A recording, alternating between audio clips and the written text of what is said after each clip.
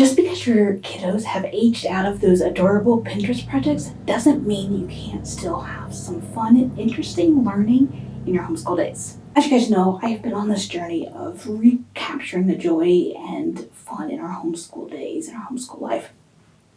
And one of the ways I've been doing that is by adding some seasonal learning to our days. You may be saying, as I did, I don't have time for all of that now that I've got middle school and high school kids because we have so much to get through, and I get that, I really do. But the ideas I'm going to share with you don't have to be a big to-do. That's what I used to think, and I've been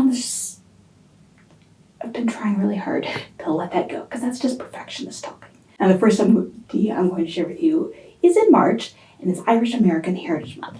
Now, if you want to make it super simple, grab yourself some potatoes to cook at lunch, find a video about the Irish potato famine, watch it while you eat, done, right? And I know that's super simple, but you're doing something different. You are learning something that you didn't already know, and now it's done, right? Like why does it have to be more than that? But there are lots of other topics that you could do with this one. You could talk about assimilation, about what it means to be a white immigrant in America, since that has changed, which I didn't know that when I was in high school. So what that definition really means and has meant. You could talk about the influence of immigrant neighborhoods in big cities. You could learn about the different revolutions in Ireland. Like, it can really just be as simple as that. Use this idea to springboard onto something else.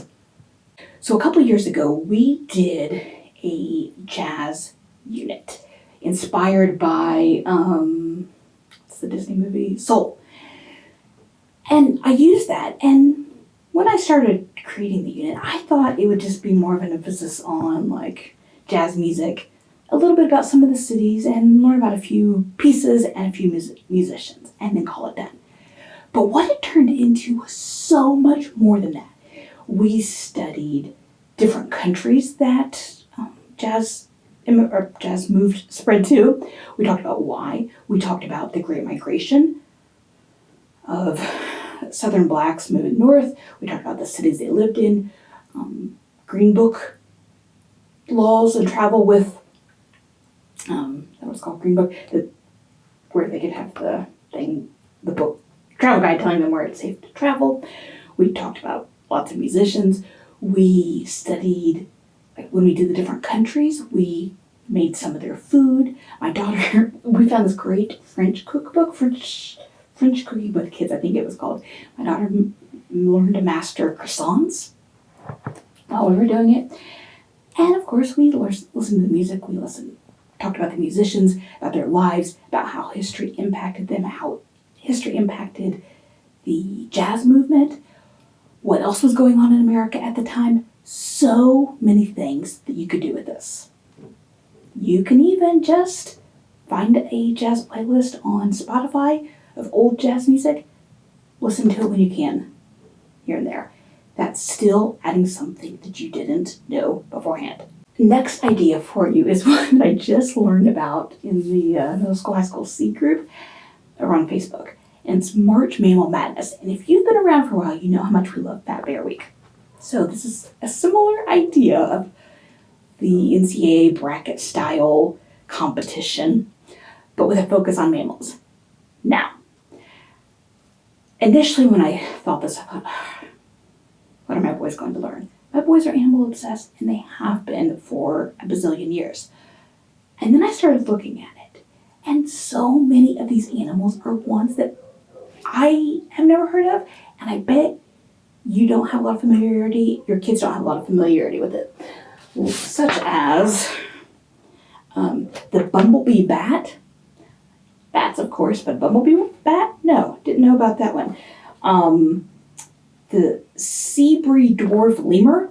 Lemurs I know of, but that specific species, no, I don't. The Pacific spiny lumpsucker. Now, tell me that your kids have a working knowledge of these.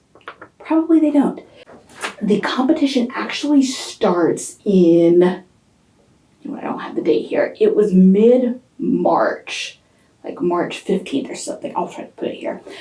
And this is hosted by Arizona State University. And on their website, that again is in my link down there, they have a Google slide deck all about these animals. So your kiddos can spend the next couple of weeks spending 10 or 15 minutes a day reading about them. They can do their own Googling, whatever, before they fill out their brackets. My boys and I are going to do it. They don't know about it yet. I'm going to tell them when I'm done with this. And what I'm going to do is that whoever scores the most points, because they show you how to kind of score points on it, whoever scores the most points between the three of us gets to decide a day off of school. Pick a day. So that's what we're going to do with it.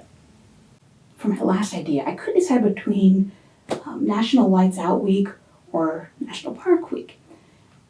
But I figure National Park Week also kind of incorporates the whole light pollution idea. So we're going with Parks Week. This is April 22nd to April 30th. And that's about the same time every year, give or take a little bit. There are so many different ways that you could approach this topic. You could pick one park and do a deep dive into it. You could pick a few parks and do a more cursory glance. You could focus on the history of the national parks, meaning like how they were discovered, how they became a national park. You could focus on the process of what it takes to become a national park and learn about all of that. That would be a great tie-in if you have a student who is studying government, U.S. government. Perfect topic. If you are doing world geography, there's a really good series on Netflix called Our National Parks, and it covers some national parks across the world.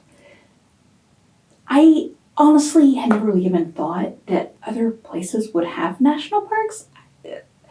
Probably very American-centric of me, but it just didn't occur to me. So when I saw that, fantastic. So we actually watched that last summer, I think, or in the fall. Really interesting. You could focus on animals of different national parks. Pick a region.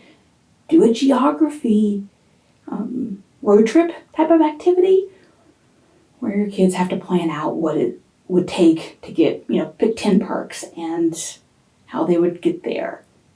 There are so many ways that you can learn a little bit about the national parks in a fun but educational way and without a big time commitment.